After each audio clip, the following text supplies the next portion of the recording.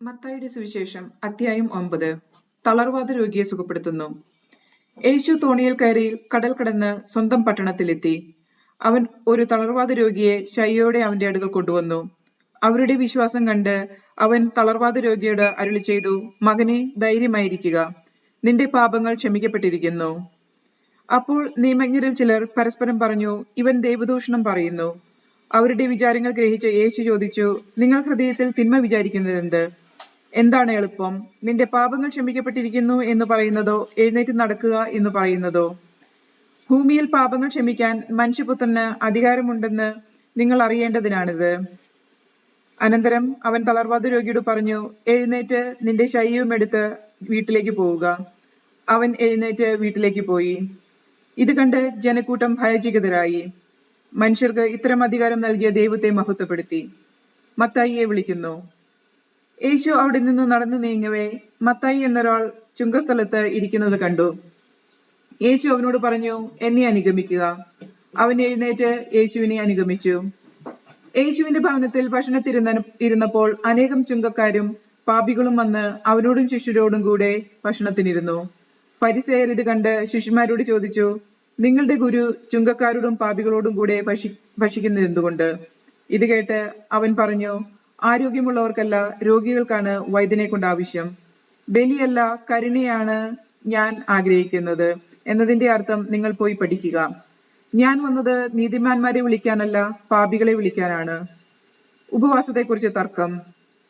യോഹന്നാന്റെ ശിഷ്യന്മാർ യേശുവിന്റെ അടുത്ത് വന്ന് ചോദിച്ചു, ഞങ്ങളും ഫരിസേയരും ഉപവസിക്കുകയും നിന്റെ ശിഷ്യന്മാർ ഉപവസിക്കാതിരിക്കുകയും ചെയ്യുന്നത് എന്തുകൊണ്ട്?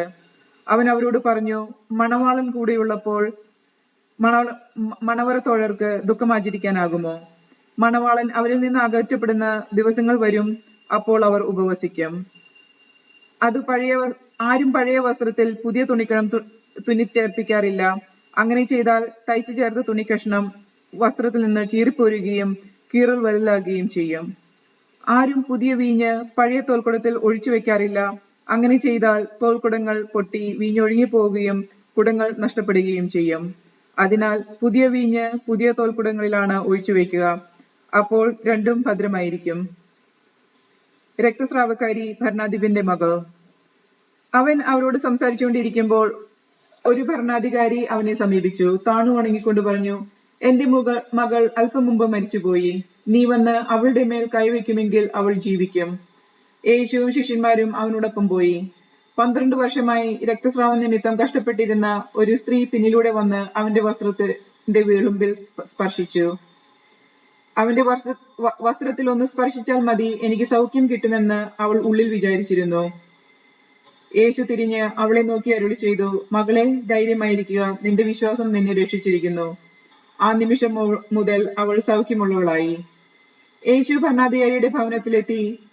കുഴലൂത്തുകാരെയും ബഹളം വയ്ക്കുന്ന ജനത്തെയും കണ്ടവൻ പറഞ്ഞു, നിങ്ങൾ പുറത്തു പോവുകയും, ബാലിക മരിച്ചിട്ടില്ല, അവൾ ഉറങ്ങുകയാണ്. അവരാകട്ടെ അവനെ പരിഹസിച്ചു. ജനക്കൂട്ടത്തെ പുറത്താക്കിയ ശേഷം അവൻ അകത്ത് കടന്ന് അവളുടെ കൈ പിടിച്ച് ഉയർത്തി. അപ്പോൾ ബാലിക എഴുന്നേറ്റു. ഈ വാർത്ത നാട്ടിലെങ്ങും പരന്നു. അന്ധർക്ക് കാഴ്ച നൽകുന്നു. യേശു അവിടെ നിന്ന് കടന്നു പോകുമ്പോൾ 2 അന്ധന്മാർ, ദാവീദിന്റെ പുത്ര, ഞങ്ങളിൽ കനിയണമേ എന്ന് കരഞ്ഞപേക്ഷിച്ചുകൊണ്ട് അവനെ അനുഗമിച്ചു. അവൻ ഭവനത്തിലെത്തിയപ്പോൾ ആ അന്ധന്മാർ അവന്റെ സമീപം ചെന്നു. യേശു അവരോട് ചോദിച്ചു, എനിക്കിത് ചെയ്യാൻ കഴിയുമെന്ന് നിങ്ങൾ വിശ്വസിക്കുന്നുവോ? ഉവ്വ് കർത്താവേ എന്നവർ മറുപടി പറഞ്ഞു.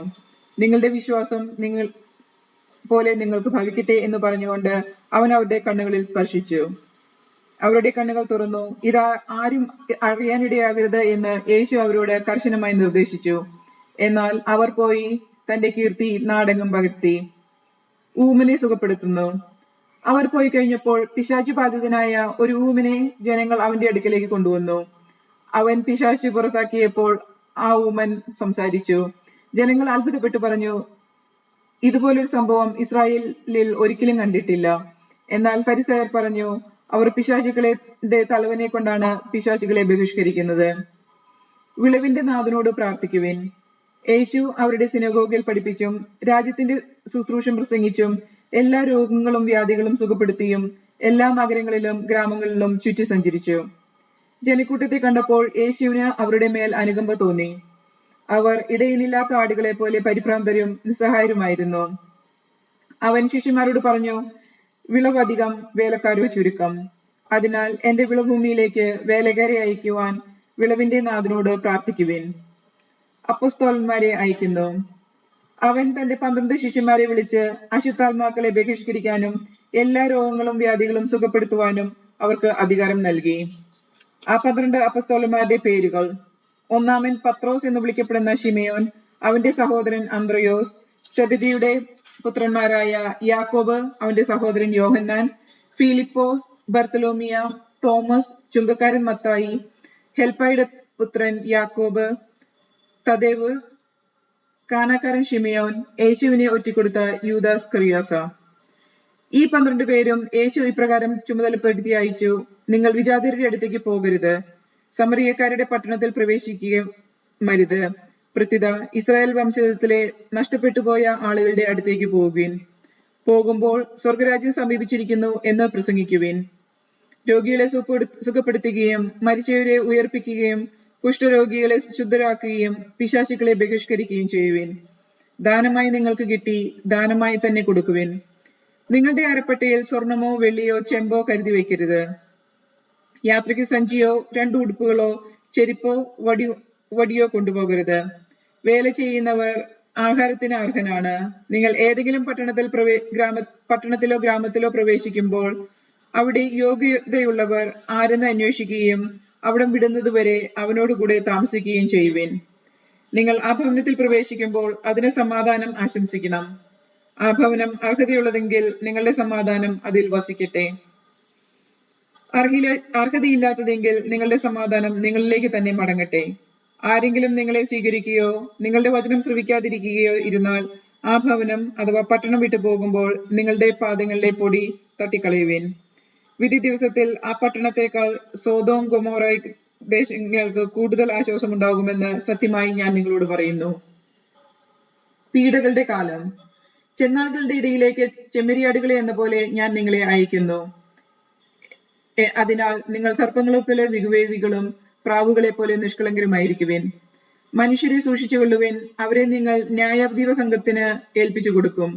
തങ്ങളുടെ സിനഗോഗുകളിൽ വെച്ച് അവർ നിങ്ങളെ മർദ്ദിക്കും. നിങ്ങൾ എന്നെ പ്രതി നാടുവാഴികളുടെയും രാജാക്കന്മാരുടെയും സന്നിധിയിലേക്ക് നയിക്കപ്പെടും. അവിടെ അവരുടെയും വിജാതിയരുടെയും മുമ്പാകെ നിങ്ങൾ സാക്ഷ്യം നൽകും. അവർ നിങ്ങളെ ഏൽപ്പിച്ചു കൊടുക്കുമ്പോൾ എങ്ങനെ പറയണമെന്നോ എന്തു പറയണമെന്നോ നിങ്ങൾ ആകുലപ്പെടേണ്ട. നിങ്ങൾ പറയേണ്ടത് ആ സമയത്ത് നിങ്ങൾക്ക് നൽകപ്പെടും. എന്തെന്നാൽ നിങ്ങളല്ല, നിങ്ങളിലൂടെ നിങ്ങളുടെ പിതാവിന്റെ ആത്മാവാണ് സംസാരിക്കുന്നത്. സഹോദരൻ സഹോദരനെയും പിതാവ് പുത്രനെയും മരണത്തിൽ ഏൽപ്പിച്ചു കൊടുക്കും. മക്കൾ മാതാപിതാക്കന്മാരെ എതിർക്കുകയും അവരെ വധിക്കുകയും ചെയ്യും. എന്റെ നാമം മൂലം നിങ്ങൾ സർവ്വലാരും ദ്വേഷിക്കപ്പെടും. അവസാനം വരെ സഹിച്ചു നിൽക്കുന്നവർ രക്ഷപ്പെടും. ഒരു പട്ടണത്തിൽ അവർ നിങ്ങളെ പീഡിപ്പിക്കുമ്പോൾ മറ്റൊന്നിലേക്ക് ഓടിപ്പോകുവിൻ. സത്യമായി ഞാൻ നിങ്ങളോട് പറയുന്നു, മനുഷ്യപുത്രന്റെ ആഗമനത്തിനു മുമ്പ് നിങ്ങൾ ഇസ്രായേലിലെ പട്ടണങ്ങളിലെല്ലാം ഇങ്ങനെ ഓടി പൂർത്തിയാക്കിയില്ല. ശിഷ്യൻ ഗുരുവിനേക്കാൾ വലിയവനല്ല, ഭൃത്യൻ യജമാനേക്കാൾ വലിയവനല്ല. ശിഷ്യൻ ഗുരുവിനെ പോലെയും ഭൃത്യൻ യജമാനെ പോലെയും ആയാൽ മതി. ഗൃഹനാഥനെ അവർ ബെൽസെബൂൽ എന്ന് വിളിച്ചെങ്കിൽ അവരുടെ കുടുംബാംഗങ്ങളെ എന്ത് തന്നെ വിളിക്കുകയില്ല. നിർഭയം സാക്ഷ്യം നൽകുക. നിങ്ങൾ അവരെ ഭയപ്പെടേണ്ട.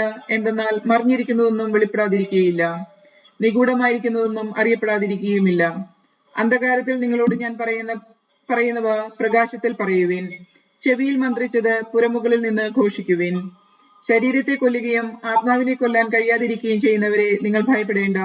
മറിച്ച് ആത്മാവിനെയും ശരീരത്തിനെയും നരകത്തിനിടയാക്കാൻ കഴിയുന്നവനെ ഭയപ്പെടുവിൻ. ഒരു നാണയത്തുട്ടിന് 2 കുരുവികൾ വിൽക്കപ്പെടുന്നില്ലേ? നിങ്ങളുടെ പിതാവിന്റെ അറിവ് കൂടാതെ അവയിൽ ഒന്നും നിലംപതിക്കുകയില്ല. നിങ്ങളുടെ തലയിലെ ഓരോ മുടിയിഴയും എണ്ണപ്പെട്ടിരിക്കുന്നു. അതിനാൽ ഭയപ്പെടേണ്ട. നിങ്ങൾ അനേകം കുരുവികളേക്കാൾ വിലയുള്ളതാണല്ലോ. മനുഷ്യരുടെ മുമ്പിൽ എന്നെ ഏറ്റുപറയുന്നവനെ എന്റെ സ്വർഗസ്ഥനായ പിതാവിന്റെ മുമ്പിൽ ഞാനും ഏറ്റുപറയും. മനുഷ്യരുടെ മുമ്പിൽ എന്നെ പറയുന്നവനെ എന്റെ സ്വർഗസ്ഥനായ പിതാവിന്റെ മുമ്പിൽ ഞാനും തള്ളിപ്പറയും. സമാധാനമല്ല ഭിന്നതകൾ. ഭൂമിയിൽ സമാധാനമാണ് ഞാൻ കൊണ്ടുവന്നിരിക്കുന്നതെന്ന് നിങ്ങൾ വിചാരിക്കരുത്. സമാധാനമല്ല, വാളാണ് ഞാൻ കൊണ്ടുവന്നിരിക്കുന്നത്. എന്തെന്നാൽ ഒരുവനെ എന്റെ പിതാവിനെതിരായും മകളെ അമ്മയ്ക്കെതിരായും മരുമകളെ അമ്മായിമ്മയ്ക്കെതിരായും ഭിന്നിപ്പിക്കാനാണ് ഞാൻ വന്നിരിക്കുന്നത്. സ്വന്തം കുടുംബത്തിൽ പെട്ടവർ തന്നെയായിരിക്കും ഒരുവന്റെ ശത്രുക്കൾ.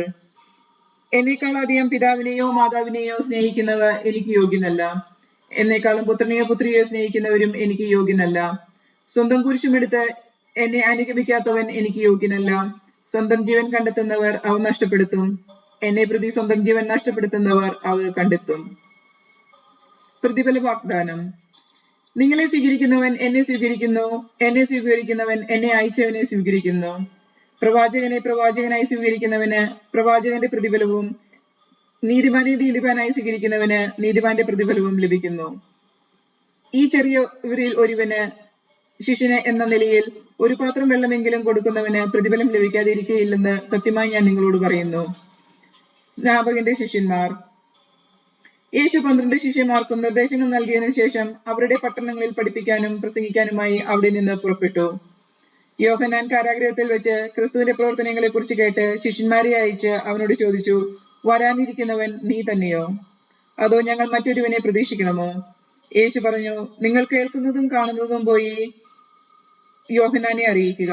അന്ധന്മാർ കാഴ്ച പ്രാപിക്കുന്നു, മുടന്തന്മാർ നടക്കുന്നു, കുഷ്ഠരോഗികൾ ശുദ്ധരാകപ്പെടുന്നു, ബധിരർ കേൾക്കുന്നു, മരിച്ചവർ ഉയർപ്പിക്കപ്പെടുന്നു, ദരിദ്രരോട് സുവിശേഷം പ്രസംഗിക്കപ്പെടുന്നു. എന്നിൽ ഇടർച്ച തോന്നാത്തവൻ ഭാഗ്യവാന്മാർ. സ്നാപകനെ കുറിച്ച് സാക്ഷ്യം. അവർ പോയതിനു ശേഷം യേശു ജനക്കൂട്ടത്തോട് യോഹന്നാനെ കുറിച്ച് സംസാരിക്കാൻ തുടങ്ങി. എന്ത് കാണാനാണ് നിങ്ങൾ മരുഭൂമിയിലേക്ക് പോയത്? കാറ്റത്തുലയുന്ന ഞാങ്ങണയോ? അല്ലെങ്കിൽ വേറെ എന്ത് കാണാനാണ് നിങ്ങൾ പോയത്? മൃദുല വസ്ത്രങ്ങൾ ധരിച്ച മനുഷ്യനെയോ? മൃദുല വസ്ത്രങ്ങൾ ധരിക്കുന്നവൻ രാജകൊട്ടാരങ്ങളിലാണുള്ളത്. അല്ലെങ്കിൽ പിന്നെ എന്തിനാണ് നിങ്ങൾ പോയത്? പ്രവാചകനെ കാണാനോ? അതെ, ഞാൻ നിങ്ങളോട് പറയുന്നു, പ്രവാചകനേക്കാൾ വലിയവൻ തന്നെ. ഇവനെ പറ്റിയാണ് ഇങ്ങനെ എഴുതപ്പെട്ടിരിക്കുന്നത്. ഇതാ, നിനക്ക് മുമ്പേ എന്റെ ദൂതനെ ഞാൻ അയക്കുന്നു. അവൻ നിനക്ക് മുമ്പേ പോയി നിനക്ക് വഴിയൊരുക്കും. സത്യമായി ഞാൻ നിങ്ങളോട് പറയുന്നു, സ്ത്രീകളിൽ നിന്ന് ജനിച്ചവരിൽ സ്നാപയോഹന്നാനേക്കാൾ വലിയവനില്ല. എങ്കിലും സ്വർഗരാജ്യത്തിലെ ഏറ്റവും ചെറിയവൻ അവനേക്കാളും വലിയവനാണ്. സ്നാപയോഹന്നാന്റെ നാളുകൾ മുതൽ ഇന്നുവരെ സ്വർഗരാജ്യം ബലപ്രയോഗത്തിന് വിഷയമായിരിക്കുന്നു. ബലവാന്മാർ അത് പിടിച്ചെടുക്കുന്നു. യോഹന്നാൻ വരെ സകല പ്രവാചകന്മാരും നിയമവും പ്രവചനവും നടത്തി. നിങ്ങൾ സ്വീകരിക്കാൻ തയ്യാറാണെങ്കിൽ ഇവനാണ് വരാനിരിക്കുന്ന ഏലിയ. ചെവിയുള്ളവൻ കേൾക്കട്ടെ. ഈ തലമുറയെ എന്തിനോടാണ് ഞാൻ ഉപമിക്കേണ്ടത്? ചന്തസ്ഥലത്ത് നിന്ന് കൂട്ടുകാരെ വിളിച്ച്, ഞങ്ങൾ നിങ്ങൾക്ക് വേണ്ടി കുഴലൂതി, എങ്കിലും നിങ്ങൾ നൃത്തം ചെയ്തില്ല. ഞങ്ങൾ വിലാപഗാനം ആലപിച്ചു, എങ്കിലും നിങ്ങൾ വിലപിച്ചില്ല എന്ന് പറയുന്ന കുട്ടികൾക്ക് സമാനമാണ് ഈ തലമുറ. യോഹന്നാൻ ഭക്ഷിക്കാത്തവനും പാനം ചെയ്യാത്തവനുമായി വന്നു. അവൻ പിശാചബാധിതനാണെന്ന് അപ്പോൾ അവർ പറയുന്നു. മനുഷ്യപുത്രൻ ഭക്ഷിക്കുന്നവനും പാനം ചെയ്യുന്നവനുമായി വന്നു. അപ്പോൾ അവർ പറയുന്നു, ഇതാ ഭോജനപ്രിയനും വീഞ്ഞുകുടിയനും ചുങ്കക്കാരുടെയും പാപികളുടെയും സ്നേഹിതനുമായ മനുഷ്യൻ. എങ്കിലും ജ്ഞാനം അതിന്റെ പ്രവൃത്തിയിൽ നീതീകരിക്കപ്പെടുന്നു. അനുദപിക്കാത്ത നഗരങ്ങൾ. യേശു താൻ ഏറ്റവും കൂടുതൽ അത്ഭുതങ്ങൾ പ്രവർത്തിച്ച നഗരങ്ങൾ മാനസാന്തരപ്പെടാത്തതിനാൽ അവയെ ശാസിക്കാൻ തുടങ്ങി. കൊറാസി, നിനക്ക് ദുരിതം! ബെത്സദ, നിനക്ക് ദുരിതം! നിന്നിൽ നടക്കുന്ന അത്ഭുതങ്ങൾ ടയറിലും സീദോനിലും നടന്നിരുന്നുവെങ്കിൽ അവ എത്ര പണ്ടേ ചാക്കുടുത്ത് ചാരം പൂശി അനുദപിക്കുമായിരുന്നു. വിധിദിനത്തിൽ ടയറിനും സീദോനും നിങ്ങളെക്കാൾ ആശ്വാസം ഉണ്ടാകുമെന്ന് ഞാൻ നിങ്ങളോട് പറയുന്നു. കഫർനാമേ, നീ സ്വർഗം വരെ ഉയർത്തപ്പെടുന്നുവോ? പാതാളം വരെ നീ താഴ്ത്തപ്പെടും. നിന്നിൽ സംഭവിച്ച അത്ഭുതങ്ങൾ സോദോമിൽ സംഭവിച്ചിരുന്നുവെങ്കിൽ അത് ഇന്നും നിലനിൽക്കുമായിരുന്നു. ഞാൻ നിന്നോട് പറയുന്നു, വിധി ദിനത്തിൽ സോദോമിന്റെ സ്ഥിതി നിന്റേതിനേക്കാൾ സഹനീയമായിരിക്കും. ക്ലേശിതർക്ക് ആശ്വാസം. യേശു ഉദ്ഘോഷിച്ചു, സ്വർഗത്തിന്റെയും ഭൂമിയുടെയും നാഥനായ പിതാവേ, നീ ഇക്കാര്യങ്ങൾ ബുദ്ധിമാന്മാരിലും വിവേകികളിലും നിന്ന് മറിച്ച് ശിശുക്കൾക്ക് വെളിപ്പെടുത്തിയതിനാൽ ഞാൻ നിന്നെ സ്തുതിക്കുന്നു. അതേ പിതാവേ, ഇപ്രകാരമായിരുന്നു നിന്റെ തിരുവുള്ളം. സർവവും എന്റെ പിതാവ് എന്നെ ഏൽപ്പിച്ചിരിക്കുന്നു. പിതാവല്ലാതെ മറ്റാരും പുത്രനെ അറിയുന്നില്ല.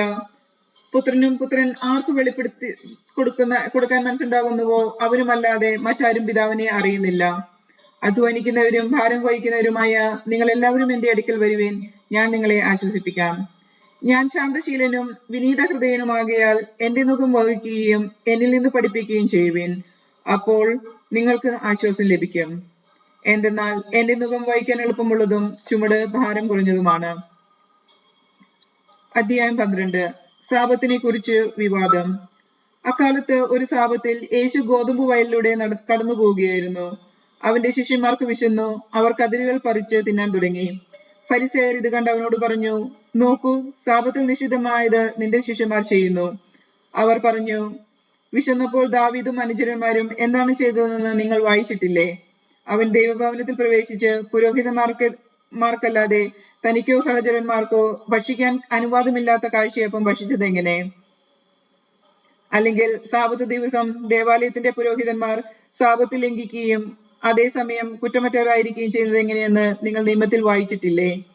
എന്നാൽ ഞാൻ നിങ്ങളോട് പറയുന്നു, ദേവാലയത്തെക്കാൾ ശ്രേഷ്ഠമായ ഒന്ന് ഇവിടെയുണ്ട്. ബലിയല്ല, കരുണയാണ് ഞാൻ ആഗ്രഹിക്കുന്നത് എന്നതിന്റെ അർത്ഥം മനസ്സിലാക്കിയിരുന്നുവെങ്കിൽ നിങ്ങൾ നിരപരാധരെ കുറ്റം വിധിക്കുമായിരുന്നില്ല. എന്തെന്നാൽ മനുഷ്യപുത്രൻ സാപത്തിന്റെയും കർത്താവാണ്. സാപത്തിൽ രോഗശാന്തി നൽകുന്നു. യേശു അവിടെ നിന്ന് യാത്ര തിരിച്ച് അവരുടെ സിനഗോഗിലെത്തി. അവിടെ കൈ ശോഷിച്ച ഒരുവൻ ഉണ്ടായിരുന്നു. യേശുവിൽ കുറ്റം ആരോപിക്കണമെന്ന ഉദ്ദേശത്തോടെ അവർ അവനോട് ചോദിച്ചു, സാപത്തിൽ രോഗശാന്തി നൽകുന്നത് അനുവദനീയമാണോ? അവൻ പറഞ്ഞു, നിങ്ങളിൽ ആരാണ് തന്റെ ആട് സാപത്തിൽ കുഴിയിൽ വീണാൽ പിടിച്ചു കയറ്റാത്തത്? ആടിനേക്കാൾ എത്രയോ വിലപ്പെട്ടവനാണ് മനുഷ്യൻ. അതിനാൽ സാപത്തിന്റെ നന്മ ചെയ്യുക അനുവദനീയമാണ്. അനന്തരം ആ മനുഷ്യനോട് പറഞ്ഞു, കൈ നീട്ടുക. അവൻ കൈ നീട്ടി. ഉടനെ അത് സുഖം പ്രാപിച്ച് മറ്റേ കൈ പോലെയായി. ഫരിസേയർ അവിടെ നിന്ന് പോയി അവനെ നശിപ്പിക്കേണ്ടതെന്ന് എങ്ങനെയെന്ന് ആലോചന നടത്തി. ദൈവത്തിന്റെ തിരഞ്ഞെടുക്കപ്പെട്ട ദാസൻ. ഇത് മനസ്സിലാക്കി യേശു അവിടെ നിന്ന് പിൻവാങ്ങി. അനേകം പേർ അവനെ അനുഗമിച്ചു. അവരെല്ലാവരെയും അവൻ സുഖപ്പെടുത്തി. തന്നെ പരസ്യപ്പെടുത്തരുതെന്ന് അവൻ അവരോട് കൽപ്പിച്ചു. ഇത് യെശയ്യാ പ്രവാചകൻ വഴി അരുളി ചെയ്തത് പൂർത്തിയാകുന്നതിന് വേണ്ടിയാണ്. ഇതാ, ഞാൻ തെരഞ്ഞെടുത്ത എന്റെ ദാസൻ, എന്റെ ആത്മാവ് പ്രസാദിച്ച എന്റെ പ്രിയപ്പെട്ടവൻ. ഞാൻ അവന്റെ മേൽ എന്റെ ആത്മാവിനെ അയക്കും. അവൻ വിജാതിയരുടെ ന്യായവിധി അറിയിക്കും. അവൻ തർക്കിക്കുകയോ ബഹളം കൂട്ടുകയോ ഇല്ല. തെരുവീതികളിൽ അവന്റെ ശബ്ദം ആരും കേൾക്കുകയില്ല. നീതിയെ വിജയത്തിൽ എത്തിക്കുന്നതുവരെ അവൻ ചതഞ്ഞ ഞാങ്ങണ ഒടിക്കുകയില്ല, പുകഞ്ഞ തിരി കെടുത്തുകയില്ല. അവന്റെ നാമത്തിൽ വിജാതിയർ പ്രത്യാശ വയ്ക്കും. യേശുവും ബെൽസെബൂലും. അനന്തരം അന്ധനും മൂകനുമായ ഒരു പിശാചു ബാധിതനെ അവർ യേശുവിന്റെ അടുത്തേക്ക് കൊണ്ടുവന്നു. യേശു അവനെ സുഖപ്പെടുത്തി. അവൻ സംസാരിക്കുകയും കാഴ്ച കാണുകയും ചെയ്തു. ജനക്കൂട്ടം മുഴുവൻ അത്ഭുതപ്പെട്ടു പറഞ്ഞു, ഇവനായിരിക്കുമോ ദാവീദിന്റെ പുത്രൻ? എന്നാൽ ഇത് കേട്ടപ്പോൾ ഫരിസേയർ പറഞ്ഞു, ഇവൻ പിശാചുകളുടെ തലവനായ ബെൽസെബൂലിനെ കൊണ്ട് തന്നെയാണ് പിശാചുകളെ ബഹിഷ്കരിക്കുന്നത്. അവരുടെ വിചാരങ്ങൾ മനസ്സിലാക്കിയ യേശു അവരോട് പറഞ്ഞു, അന്തചിത്രമുള്ള ഏതൊരു രാജ്യവും നശിച്ചു പോകും. അന്തചിത്രമുള്ള നഗരമോ ഭവനമോ നിലനിൽക്കുകയില്ല. സാത്താൻ സാത്താനെ ബഹിഷ്കരിക്കുന്നുവെങ്കിൽ അവൻ തനിക്കെതിരെ തന്നെ ഭിന്നിക്കുകയാണ്. ആ സ്ഥിതിക്ക് അവന്റെ രാജ്യം എങ്ങനെ നിലനിൽക്കും? ബെൽസെബൂലിനെ കൊണ്ടാണ് ഞാൻ പിശാചുകളെ ബഹിഷ്കരിക്കുന്നതെങ്കിൽ നിങ്ങളുടെ പുത്രന്മാർ ആരെ കൊണ്ടാണ് അവയെ ബഹിഷ്കരിക്കുന്നത്? അതുകൊണ്ട് അവർ നിങ്ങളുടെ വിധികർത്താക്കളായി തീരും. എന്നാൽ ദൈവാത്മാവിനെ കൊണ്ടാണ് ഞാൻ പിശാചുകളെ ബഹിഷ്കരിക്കുന്നതെങ്കിൽ ദൈവരാജ്യം നിങ്ങളിൽ വന്നു കഴിഞ്ഞിരിക്കുന്നു. അഥവാ ശക്തനായ ഒരു മനുഷ്യന്റെ ഭവനത്തിൽ പ്രവേശിച്ച് വസ്തുക്കൾ കവർച്ച ചെയ്യുവാൻ ആദ്യം തന്നെ അവനെ ബന്ധിക്കാതെ സാധിക്കുമോ? ബന്ധിച്ചാൽ കവർച്ച ചെയ്യാൻ കഴിയും. എന്നോടുകൂടെ അല്ലാത്തവൻ എന്റെ എതിരാളിയാണ്. എന്നോടുകൂടെ ശേഖരിക്കാത്തവൻ ചിതറിച്ചു കളയുന്നു. അതുകൊണ്ട് ഞാൻ നിങ്ങളോട് പറയുന്നു, മനുഷ്യന്റെ എല്ലാ പാപവും ദൈവദൂഷണവും ക്ഷമിക്കപ്പെടും. എന്നാൽ ആത്മാവിനെതിരായ ദൂഷണം ക്ഷമിക്കപ്പെടുകയില്ല. മനുഷ്യപുത്രനെതിരായി ആരെങ്കിലും ഒരു വാക്ക് പറഞ്ഞാൽ അത് ക്ഷമിക്കപ്പെടും. എന്നാൽ പരിശുദ്ധാത്മാവിനെതിരായി ആരെങ്കിലും സംസാരിച്ചാൽ ഈ യുഗത്തിലോ വരാനിരിക്കുന്ന യുഗത്തിലോ ക്ഷമിക്കപ്പെടുകയില്ല. ഒന്നുകിൽ വൃക്ഷം നല്ലത്, ഫലവും നല്ലത്, അല്ലെങ്കിൽ വൃക്ഷം ചീത്ത, ഫലവും ചീത്ത. എന്തെന്നാൽ ഫലത്തിൽ നിന്നാണ് വൃക്ഷത്തെ മനസ്സിലാക്കുന്നത്. അണലി സന്തതികളെ, ദുഷ്ടരായിരിക്കെ നല്ല കാര്യങ്ങൾ പറയാൻ നിങ്ങൾക്ക് എങ്ങനെ കഴിയും? ഹൃദയത്തിന്റെ നിറവിൽ നിന്നാണല്ലോ അധരം സംസാരിക്കുന്നത്. നല്ല മനുഷ്യർ നന്മയുടെ ഭണ്ഡാരത്തിൽ നിന്നും നന്മ പുറപ്പെടുവിക്കുന്നു. ദുഷ്ടരാകട്ടെ തിന്മയുടെ ഭണ്ഡാരത്തിൽ നിന്ന് തിന്മ പുറപ്പെടുവിക്കുന്നു. ഞാൻ നിങ്ങളോട് പറയുന്നു, മനുഷ്യർ പറയുന്ന ഓരോ വ്യർത്ഥ വാക്കിനും വിധി ദിവസത്തിൽ കണക്ക് കൊടുക്കേണ്ടി വരും. നിന്റെ വാക്കുകളാൽ നീ നീതീകരിക്കപ്പെടും, നിന്റെ വാക്കുകളാൽ നീ കുറ്റം വിധിക്കപ്പെടുകയും ചെയ്യും. യോന പ്രവാചകന്റെ അടയാളം. അപ്പോൾ നിയമജ്ഞരും ഫരിസേയരിലും പെട്ട ചിലർ അവനോട് പറഞ്ഞു, ഗുരു, നിന്നിൽ നിന്ന് ഒരടയാളം കാണാൻ ഞങ്ങൾ ആഗ്രഹിക്കുന്നു. അവൻ മറുപടി പറഞ്ഞു, ദുഷിച്ചതും അവിശ്വസ്തവുമായ തലമുറ അടയാളം അന്വേഷിക്കുന്നു. യോന പ്രവാചകന്റെ അടയാളമല്ലാതെ മറ്റൊരു അടയാളവും അതിന് നൽകപ്പെടുകയില്ല. യോന 3 രാവും 3 പകലും തിമിംഗലത്തിന്റെ ഉദരത്തിൽ കിടന്നതുപോലെ മനുഷ്യപുത്രനും 3 രാവും 3 പകലും ഭൂമിക്കുള്ളിലായിരിക്കും. നിനിവേ നിവാസികൾ വിധി ദിവസം ഈ തലമുറയോടൊത്ത് എഴുന്നേറ്റ് ഇതിനെ കുറ്റം വിധിക്കും. എന്നാൽ യോനയുടെ പ്രസംഗം കേട്ട് അവർ അനുതപിച്ചു. ഇതാ ഇവിടെ യോനയെക്കാളും വലിയവൻ. ദക്ഷിണദേശത്തെ രാജ്ഞി വിധി ദിവസം ഈ തലമുറയോടൊത്ത് ഉറപ്പിക്കപ്പെടുകയും ഇതിനെക്കുറിച്ച് കുറ്റം വിധിക്കുകയും ചെയ്യും. എന്തെന്നാൽ സോളമന്റെ വിജ്ഞാനം ശ്രവിക്കാൻ അവൾ ഭൂമിയുടെ അതിർത്തികളിൽ നിന്ന് വന്നെത്തി. ഇതാ ഇവിടെ സോളമനേക്കാളും വലിയവൻ. അശുദ്ധാത്മാവ് തിരിച്ചു വരുന്നു. അശുദ്ധാത്മാവ് ഒരു മനുഷ്യനെ വിട്ടുപോകുമ്പോൾ അത് ആശ്വാസം തേടി വരണ്ട സ്ഥലങ്ങളിലൂടെ അലഞ്ഞു നടക്കുന്നു, എന്നാൽ കണ്ടെത്തുന്നില്ല. അപ്പോൾ അത് പറയുന്നു, ഞാൻ ഇറങ്ങിപ്പോന്ന എന്റെ ഭവനത്തിലേക്ക് തിരിച്ചു ചെല്ലും. അത് മടങ്ങി വരുമ്പോൾ ആ സ്ഥലം ആളൊഴിഞ്ഞും അടിച്ചുവാരി സജീവപ്പെട്ടും കാണുന്നു. അപ്പോൾ അത് പുറപ്പെട്ട് ചെന്ന് തന്നേക്കാൾ ദുഷ്ടരായ 7 ആത്മാക്കളെ കൂടി തന്നോടൊത്തു കൊണ്ടുവരികയും അവയെ പ്രവേശിച്ച് വാസമുറപ്പിക്കുകയും ചെയ്യുന്നു. അങ്ങനെ ആ മനുഷ്യന്റെ അവസാനത്തെ സ്ഥിതി ആദ്യത്തേക്കാൾ മോശമായി തീരുന്നു. ഈ ദുഷിച്ച തലമുറയ്ക്കും ഇത് തന്നെയായിരിക്കും അനുഭവം. യേശുവിന്റെ അമ്മയും സഹോദരന്മാരും. അവൻ ജനക്കൂട്ടത്തോട് പ്രസംഗിച്ചുകൊണ്ടിരുന്നപ്പോൾ അവന്റെ അമ്മയും സഹോദരരും അവനോട് സംസാരിക്കാൻ ആഗ്രഹിച്ചുകൊണ്ട് പുറത്തു നിന്നിരുന്നു. ഒരുവൻ അവനോട് പറഞ്ഞു, നിന്റെ അമ്മയും സഹോദരരും നിന്നോട് സംസാരിക്കാൻ ആഗ്രഹിച്ച് പുറത്തു നിൽക്കുന്നു. യേശു അവനോട് പറഞ്ഞു, ആരാണ് എന്റെ അമ്മ, ആരാണ് എന്റെ സഹോദരൻ? എന്റെ ശിഷ്യരുടെ നേരെ കൈ ചൂണ്ടിക്കൊണ്ട് അവൻ പറഞ്ഞു, ഇതാ എന്റെ അമ്മയും സഹോദരരും. സ്വർഗസ്ഥനായ എന്റെ പിതാവിന്റെ ഇഷ്ടം നിറവേറ്റുന്നവരാരോ അവരാണ് എന്റെ സഹോദരനും സഹോദരിയും അമ്മയും. അധ്യായം 13. വിതക്കാരന്റെ ഉപമ.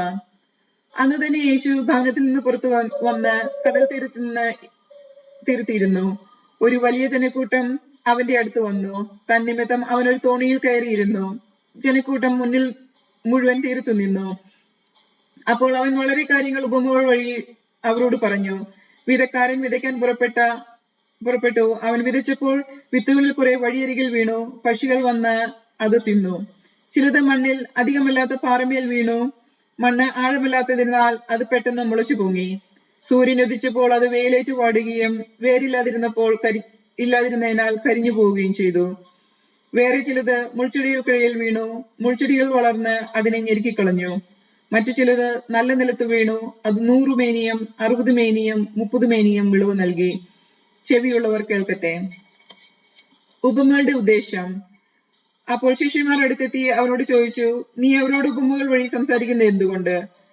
അവൻ മറുപടി പറഞ്ഞു, സ്വർഗരാജ്യത്തിന്റെ രഹസ്യങ്ങൾ അറിയാനുള്ള വരം നിങ്ങൾക്കാണ് ലഭിച്ചിരിക്കുന്നത്. അവർക്കത് ലഭിച്ചിട്ടില്ല. ഉള്ളവന് നൽകപ്പെടും, അത് സമൃദ്ധിയായി ഉണ്ടാവുകയും ചെയ്യും. ഇല്ലാത്തവനിൽ നിന്ന് ഉള്ളതുപോലും എടുക്കപ്പെടും. അതുകൊണ്ടാണ് ഞാൻ അവരോട് ഉപമകൾ വഴി സംസാരിക്കുന്നത്. കാരണം അവർ കണ്ടിട്ടും കാണുന്നില്ല, കേട്ടിട്ടും കേൾക്കുന്നില്ല, ഗ്രഹിക്കുന്നുമില്ല. യേശുയുടെ പ്രവചനം അവരിൽ പൂർത്തിയായിരിക്കുന്നു. നിങ്ങൾ തീർച്ചയായും കേൾക്കും, എന്നാൽ മനസ്സിലാക്കുകയില്ല. നിങ്ങൾ തീർച്ചയായും കാണും, എന്നാൽ ഗ്രഹിക്കുകയില്ല. അവർ കണ്ണുകൊണ്ട് കണ്ട്, കാതുകൊണ്ട് കേട്ട്, ഹൃദയം കൊണ്ട് മനസ്സിലാക്കി മാനസാന്തരപ്പെടുകയും ഞാൻ അവരെ സുഖപ്പെടുത്തുകയും അസാധ്യമാകുമാറ് ഈ ജനത്തിന്റെ ഹൃദയം കഠിനമായി തീർന്നിരിക്കുന്നു. ചെവിയുടെ കേൾവി മന്ദീകരിച്ചിരിക്കുന്നു, കണ്ണ് അവർ അടച്ചു കളഞ്ഞിരിക്കുന്നു. നിങ്ങളുടെ കണ്ണുകൾ ഭാഗ്യമുള്ളവ, എന്തെന്നാൽ അവ കാണുന്നു. നിങ്ങളുടെ കാതുകൾ ഭാഗ്യമുള്ളവ, എന്തെന്നാൽ അത് കേൾക്കുന്നു. സത്യമായി ഞാൻ നിങ്ങളോട് പറയുന്നു, അനേകം പ്രവാചകന്മാരും നീതിമാന്മാരും നിങ്ങൾ കാണുന്നവ കാണാൻ ആഗ്രഹിച്ചു, എങ്കിലും കണ്ടില്ല. നിങ്ങൾ കേൾക്കുന്നവ കേൾക്കാൻ ആഗ്രഹിച്ചു, എങ്കിലും കേട്ടില്ല. വിതക്കാരന്റെ ഉപമ വിശദീകരിക്കുന്നു. അതിനാൽ വിതക്കാരന്റെ ഉപമ നിങ്ങൾ കേട്ടുകൊള്ളുവിൻ. രാജ്യത്തിന്റെ വചനം കേട്ടിട്ട് മനസ്സിലാക്കാതിരിക്കുന്നവരിൽ നിന്ന് അവന്റെ ഹൃദയത്തിൽ വിധിക്കപ്പെട്ടത് ദുഷ്ടൻ വന്ന് അപഹരിക്കുന്നു. ഇതാണ് വഴിയരികിൽ വീണ വിത്ത്. വചനം കേട്ടിട്ട് ഉടനെ സസന്തോഷം സ്വീകരിക്കുകയും തന്നിൽ വേരില്ലാത്തതിനാൽ അല്പനേരം മാത്രം നിലനിന്നിട്ട് വചനത്തെ പ്രതി ക്ലേശവും പീഡനവും ഉണ്ടാകുമ്പോൾ തൽക്ഷണം വീണുപോകുകയും ചെയ്യുന്നവനാണ് പാറമേൽ വീണ വിത്ത്. ഒരുവൻ വചനം ശ്രവിക്കുന്നു, എന്നാൽ ലൗകിക വികൃതിയും ധനത്തിന്റെ ആകർഷണവും വചനത്തെ ഫലശൂന്യമാക്കുകയും ചെയ്യുന്നു. ഇവനാണ് മുള്ളുകളുടെ ഇടയിൽ വീണ വിത്ത്. വചനം കേട്ട് ഗ്രഹിക്കുന്നവനാണ് നല്ല നിലത്ത് വീണ വിത്ത്. അവൻ 100 മേനിയും 60 മേനിയും 30 മേനിയും ഫലം പുറപ്പെടുവിക്കുന്നു. കളകളുടെ ഉപമ. മറ്റൊരു ഉപമ അവൻ അവരോട് പറഞ്ഞു. ഒരുവൻ വയലിൽ നല്ല വിത്ത് വിതയ്ക്കുന്നതിനോട് സ്വർഗരാജ്യത്തെ ഉപമിക്കാം. ആളുകൾ ഉറക്കമായപ്പോൾ അവന്റെ ശത്രു വന്ന് ഗോതമ്പിനിടയിൽ കള വിതച്ചിട്ട് കടന്നു കളഞ്ഞു. ചെടികൾ വളർന്ന് കതിരായപ്പോൾ കളകളും പ്രത്യക്ഷപ്പെട്ടു. വേലക്കാരൻ ചെന്ന് ഉടമസ്ഥനോട് ചോദിച്ചു, യജമാനനെ, നീ വയലിൽ നല്ല വിത്തല്ലേ വിതച്ചത്? പിന്നെ കളകൾ ഉണ്ടായത് എവിടെ നിന്ന്? അവൻ പറഞ്ഞു, ശത്രുവാണ് ഇത് ചെയ്തത്. വേലക്കാരൻ ചോദിച്ചു, ഞങ്ങൾ പോയി കളകൾ പറിച്ചു കളവിട്ടട്ടെ? അവൻ പറഞ്ഞു, വേണ്ട, കളകൾ പറിച്ചെടുക്കുമ്പോൾ അവയോടൊപ്പം ഗോതമ്പ് ചെടികളും നിങ്ങൾ പിഴുതു കളഞ്ഞെന്നു വരും. കൊയ്ത്തുവരെ അവ രണ്ടും ഒരുമിച്ച് വളരട്ടെ. കൊയ്ത്തുകാലത്ത് ഞാൻ കൊയ്ത്തുകാരോട് പറയും, ആദ്യമേ കളകൾ ശേഖരിച്ച് തീയിൽ ചുട്ടുകളയുവിൻ, അവ കെട്ടുകളായി വയ്ക്കുവിൻ, ഗോതമ്പ് എന്റെ ധ്യാനപ്പുരയിൽ സംഭരിക്കുവിൻ. കടുകുമണിയുടെയും പുളിമാവിന്റെയും ഉപമ. മറ്റൊരു ഉപമ അവൻ അവരോട് പറഞ്ഞു, സ്വർഗരാജ്യം ഒരുവൻ വയലിൽ പാകിയ കടുകുമണിക്ക് സദൃശ്യം. അത് എല്ലാ വിത്തിനേക്കാളും ചെറുതാണ്, എന്നാൽ വളർന്നു കഴിയുമ്പോൾ അത് മറ്റു ചെടികളെക്കാൾ വലുതായി ആകാശപ്പറവകൾ വന്ന് അതിന്റെ ശിഖരത്തിൽ ചേക്കാരൻ തക്കവിധം മരമായി തീർന്നു.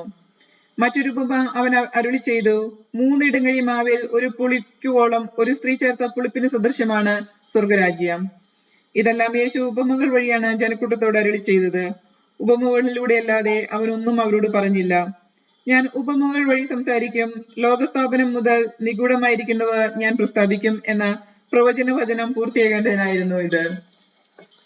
കളകളുടെ ഉപമ വിശദീകരണം. ജനക്കൂട്ടത്തെ പറഞ്ഞയച്ചിട്ട് അവൻ വീട്ടിലേക്ക് വന്നു. ശിഷ്യന്മാർ അവന്റെ അടുത്ത് ചെന്ന് അപേക്ഷിച്ചു, വയലിലെ കളകളെ സംബന്ധിക്കുന്ന ഉപമ ഞങ്ങൾക്ക് വിശദീകരിച്ചു തന്നാലും. അവൻ ഉത്തരം പറഞ്ഞു, നല്ല വിത്ത് വിതയ്ക്കുന്നവൻ മനുഷ്യപുത്രനാണ്. വയൽ ലോകവും നല്ല വിത്ത് രാജ്യത്തിന്റെ പുത്രന്മാരും.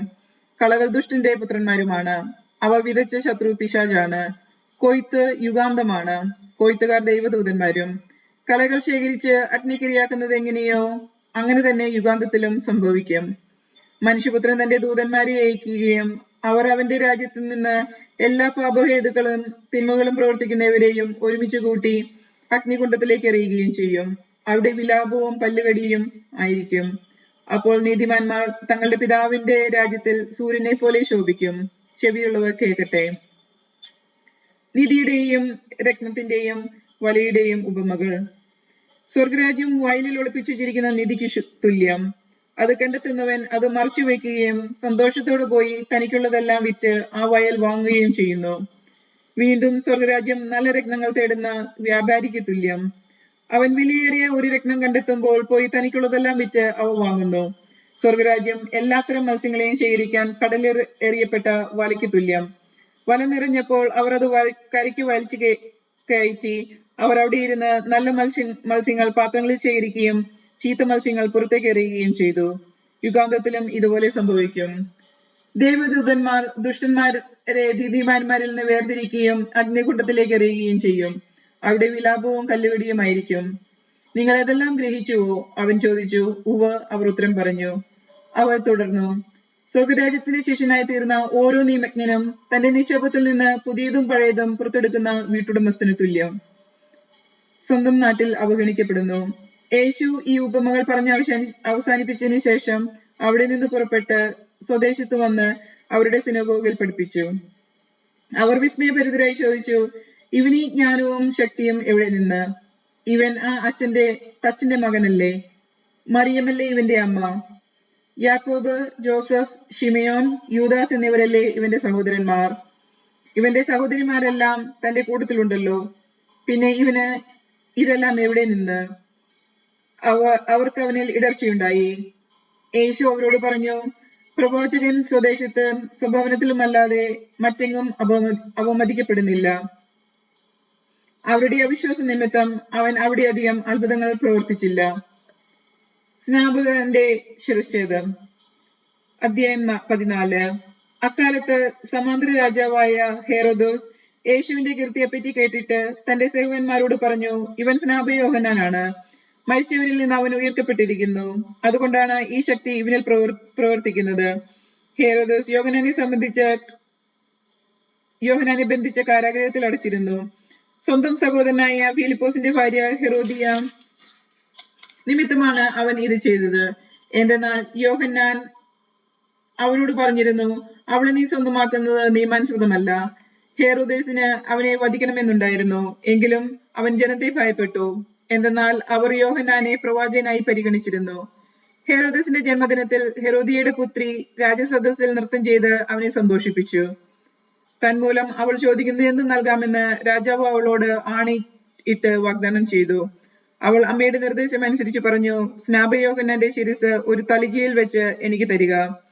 രാജാവ് ദുഃഖിതനായി, എങ്കിലും തന്റെ ശബ്ദത്തെയും അതിഥികളെയും പരിഗണിച്ച് അത് അവൾക്ക് നൽകാൻ അവൻ ആജ്ഞാപിച്ചു.